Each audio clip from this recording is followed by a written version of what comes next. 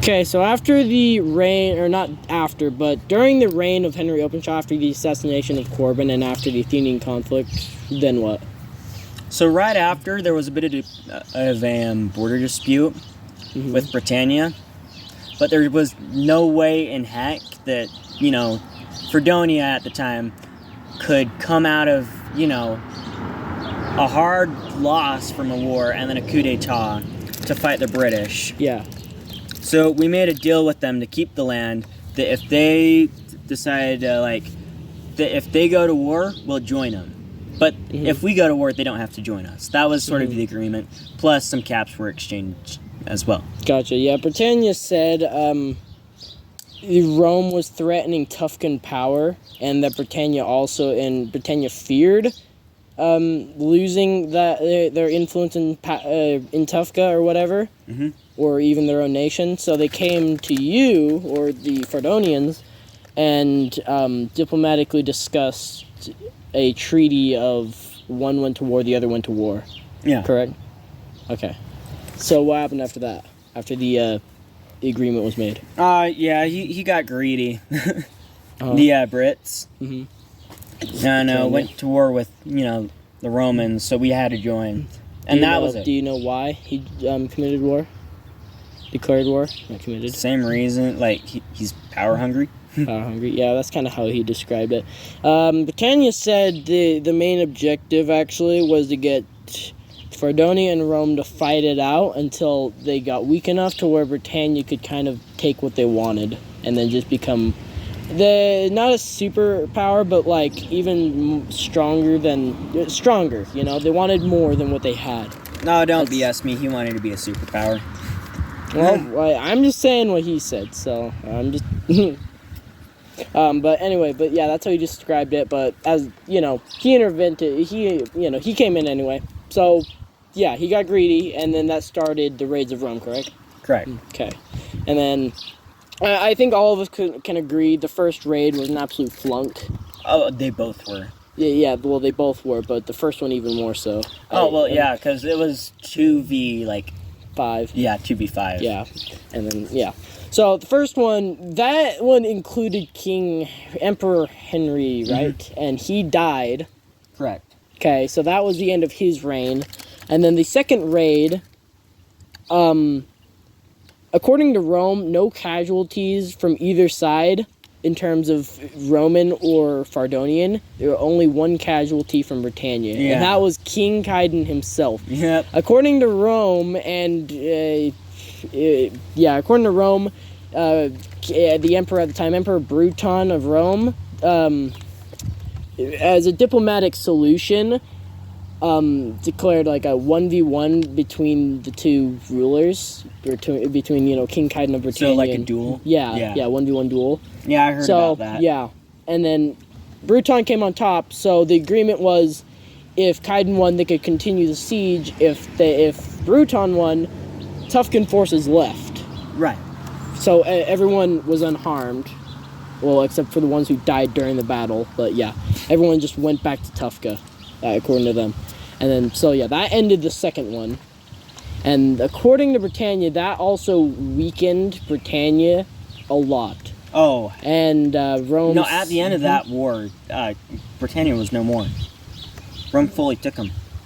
Yeah, according to Rome and even Britannia, Rome invaded Britannia. And won. Yeah. Actually, Rome describes it as they marched in, Britannia quite literally just laid their arms down immediately, no retaliation at all.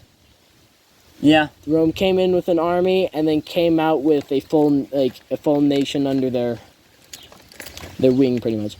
But however, according to Rome, and correct me if I'm wrong, but they said they took over Britannia, but then more of subjugated them rather than took them over, thanks to some Fardonian diplomats who convinced Rome to, instead of taking them over, just to subjugate them. Yeah. More like. Turn them into a vassal. Yeah, exactly. So what happened after the raids of Rome, other than the invasion of Britannia, which succeeded for Rome. Well, after that's kind of where our story ends. What about border conflict? Border conflict. Mhm. Oh, that was the end of the the border conflict ended with, Not according to Rome and Britannia. According to both nations, actually. After the invasion of Britannia, which subjugated Britannia under Roman rule, Rome bought land from Britannia. And so, according to them, both nations, the border conflict continued. Britannia claimed land up to Trump Rock, and according to them, Fardonia claimed the border that Fardonia claims, and Rome, actually. Rome, on maps, uses the Fardonian borders in terms of Tuscan powers. But Britannia claimed land up to the Trump Rock, correct? Mm-hmm. And that's what the border dispute was. Yeah. That's why we made the treaty. Exactly. But yeah, according to Britannia, war threats, or not war threats, but more of invasion threats, like expanding beyond the border. This is according to Britannia. Fardonia threatened Britannia of even more expansion rather than the original agreement.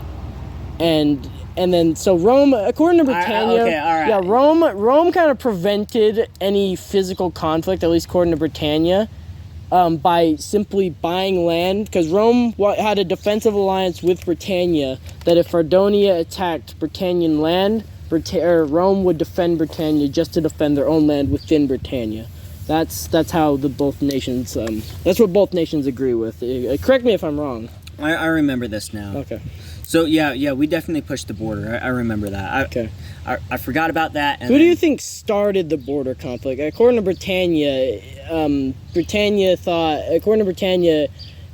Fardonia was being unfair with the border. Oh yeah, we definitely were. Yeah, and that so Britannia wanted to split it evenly up to Trump Rock, and according to them, you claimed the border that Rome even agrees on, and then after Rome came in, you were threatening even further into Britannia. Is this correct? Yeah, pretty much. Okay, so you do agree that Fardonia kind of started it and ended it, kind of, or not ended it, but was more aggressive player in the. No, so the original thing, which was before Rome invaded Britannia, Mm-hmm. it was definitely Britannia that was like being more. Britannia was claiming annexing almost. Yeah, they claim it was the opposite way. Yeah, no, we don't. I say. What about later? Like you said, you were gonna push even more into Britannia. Oh yeah, that was definitely us. Okay. So it kind of switched from beginning. Britannia was the ones at fault, and then Fardonia was at later. Yeah, it was much more of a you don't use it, you lose it sort of situation. Yeah. Okay. And they weren't using it. Yeah. Okay, and then Rome left Britannia. Britannia is still a state according to them and Rome. And then is that the end of Fardonia so far, up until this point? Yeah. So Fardonia, Henry, he just got tired of it all, and was like, you can have it if you want, as long as we can have these territories just be completely outside of Roman rule. And Rome has agreed to it, and that's pretty much the end of our story. Gotcha. So just kind of inactivity up to that point? Yep. Okay, alright. That's when the game started to die down, so. Gotcha. Started to just move inactivity up to this point, but. So yeah, that's the history then? Mm-hmm. Then everything else. Alright, thank you for your time. Yep, thank you. Alright, so after the assassination of Octavius. That was probably gonna be Athens. Mm-hmm. That's when the Athenian conflict. Yeah, the Athenian conflict. Mm-hmm. That's when Rome tricked us into thinking that Athens was a real propaganda war. Yeah, it was a propaganda war, and they completely we lost that one super, super hard. So would you say that caused the collapse of TFOA? No. Rome likes to think so, that it caused the collapse of TFOA, and then the rise of Fardonia was after the raids of Rome, or maybe it was after that. I can't remember. One of either the raids of Rome or the Athenian conflict caused the collapse of TFOA according to Rome, and they prefer to say the Athenian conflict caused it, but it could be either one according to them. Yeah, it's a bit of a blur, but for the most part, most can agree. At least most Romans can agree that it was the Athenian conflict that caused the collapse. But what do you think? Yeah, I'd say that's a load of baloney. Okay. That's fine. So they were definitely real nice to us and let us stay. I mean, the decline of TFOA was definitely there. Mm-hmm. Do you think it started with the Athenian conflict? No, or it was already before? there. It was definitely started before. It started when it was founded? So you think there was always a flaw with it, or did it start somewhere else? No, it definitely started with Queen Sarah's rule. What was that? Oh, she just didn't do a good job. oh, was she like the next ruler? Yeah. And she just kind of screwed things up, like Commodus of Rome, like the beginning of the end, or the beginning of the fall, kind of. Yeah. Okay. Yeah. So, she was definitely the start. Okay. Just because she didn't do much diplomatically.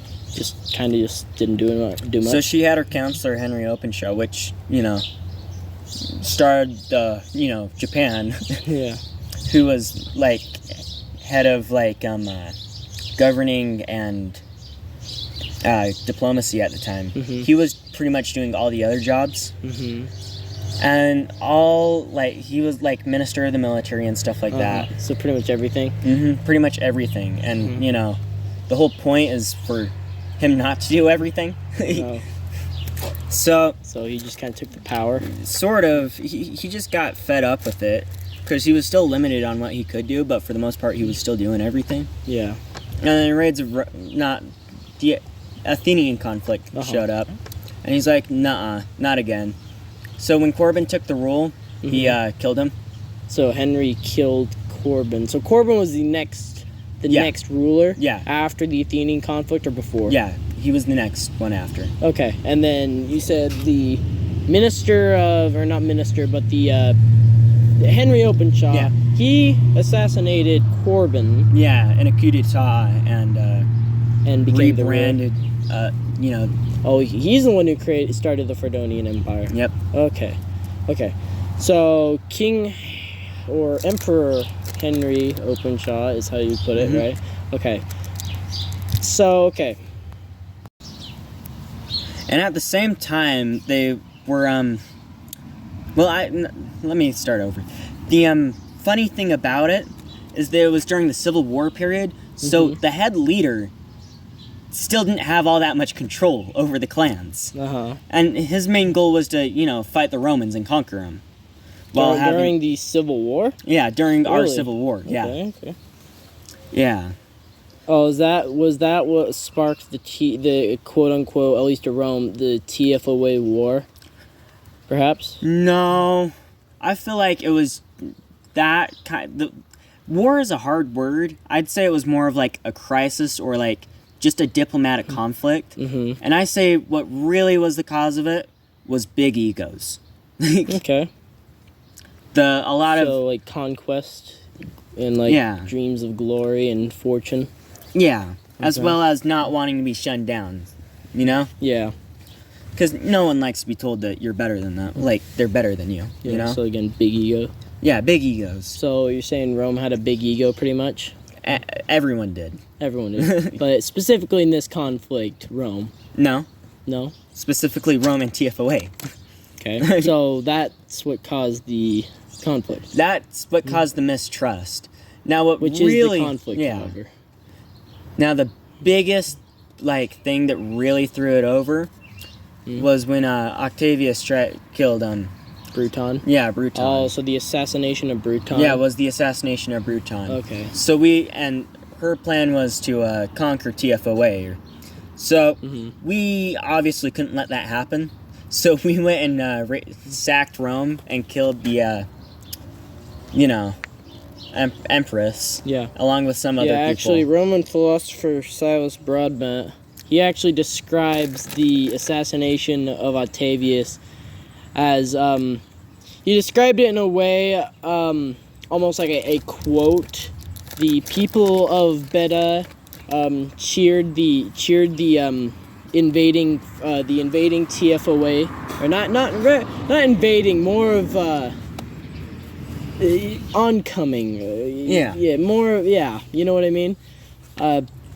TFOA forces coming in and removing Octavius from power. So pretty much like they were crying and cheering on the TFOA forces as if they were sent by Shrek Wazowski himself, liberating them from their hell, which was their emperor, which was caused by their empress.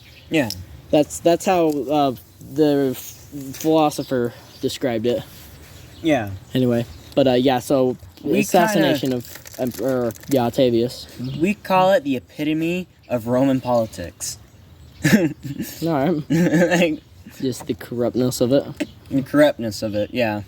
Yeah, to be fair though, at least according to Roman records, almost the entire Roman army left Octavius's side in terms of support, because they didn't like her rule either, and only a small force was there to defend their empress. Can you concur or do you disagree? I disagree. I say they ran away because they saw our oncoming force, and they're like, "Nuh-uh, we're not doing this." Do you think that's because of cowardism or because of a lack of loyalty toward their empress? Definitely both. Okay. All right. So, you feel that was the major conflict, battle, war, or not war, but battle of that conflict? Yeah. Okay. Okay, so after the first war, what happened? Yeah. So after the first war, we kind of fell into disrepair. And the government couldn't support the people. Mm-hmm. Well, not the people, but the, warlords/lords. Yeah. So they revolted, and it was kind of chaotic. Is that when the Civil War happened? Yep. Okay. Now, during the Civil War, there was a period where the British tried to conquer us. Actually, Britannia mentioned that in their interview. They said, I actually asked them, in Japan's state of vulnerability during their Civil War, did Britannia ever take action?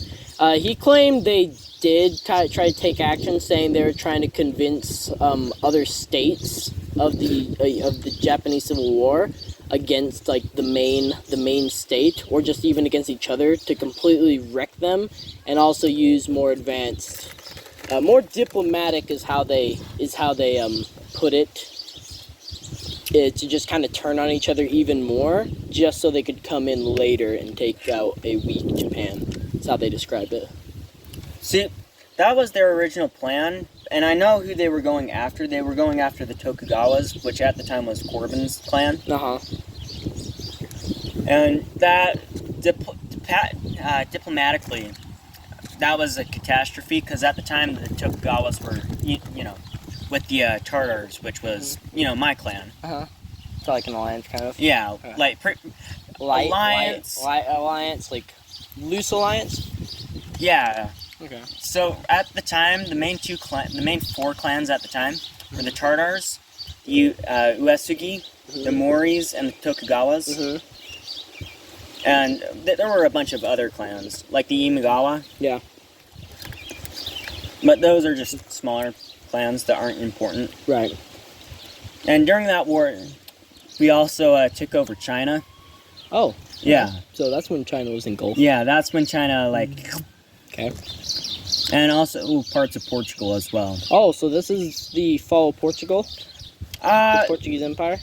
Yeah, the fall of the Portuguese. The kids that were doing Portugal, they kind of just had their main fort gone, and then they built another, and then just moved on with their lives. One of the main kid that was there, he moved. Yeah.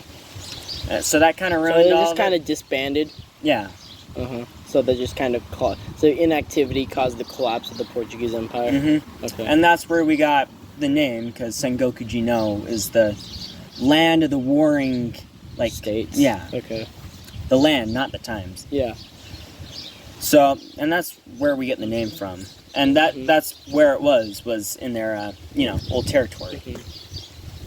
So, yeah, that all happened, and while that was going on, going back to with Britannia, they tried to conquer us by gassing the main leader at the time, which was kind of a silly move. Like, did they actually gas, or was it a threat? So what it was they sent an envelope to. I'm just gonna go with. They sent an envelope to the leader's house, right? It's like a gift almost. Kind of. Yeah, as like a gift, right? And they said, with the note saying, "Smell that? That is a poisonous chemical gas that will, kill you if you don't do what you ask. If you don't do what I ask you to do in like this much time." The problem with that, though, was at the time the leader has a really, really hard time smelling. The tonsils in his nose. So like immunity almost. Yeah, the tonsils in his nose are nostrils. Yeah. Nostrils are swollen, since like just because they're weird like that, cause many problems. Okay. So he can't smell like for crap. And he was also eating like he was eating a banana, which is also like a very strong smelling fruit. So he couldn't smell anything. So just complete immunity to it, pretty much. You could say that. So he called him up, and there was a bit of a debacle about it. And at the end of the day, it came with a small money exchange. Okay, so like Japan gave Britannia some because money. it really was like adding chemical warfare into the game was like a really good idea. But at the same time, like logistics of it just can't work. Yeah. Like, so it just didn't work out. Great idea, it didn't work out though? Yeah. Gotcha. Okay. So, we felt bad for him. So you just gave him money? Yeah, so we just gave him money. Okay.